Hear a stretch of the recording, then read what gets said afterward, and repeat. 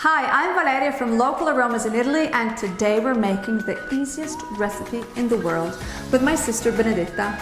This is the easiest dough to make pasta. Just 2 ingredients, water and flour. I mean, how easy could that be?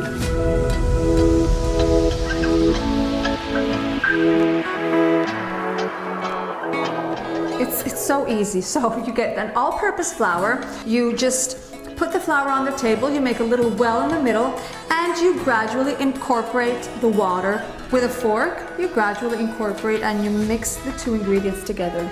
You massage it, you massage it, you massage it until you get this beautiful smooth ball of dough. And then you can make a ton of different types of pastas.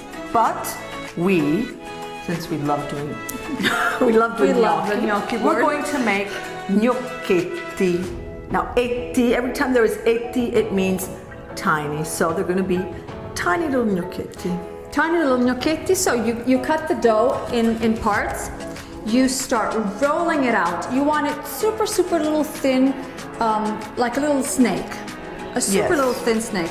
Then you chop off little small pieces because you want it like a pink, like nails. I mean, it has to be small.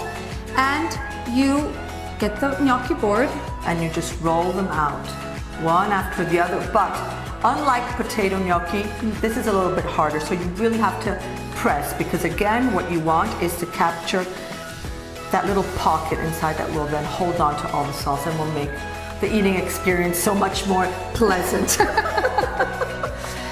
And that's it. I mean, you can use, as Benny was saying, you can use it for other shapes. I mean, at home I have like the KitchenAid machine. I cheat. The KitchenAid machine with a pasta thing incorporated, so I make like fusilli, rigatoni, spaghetti. It's just the basic pasta dough. I don't have it, so I just make gnocchetti.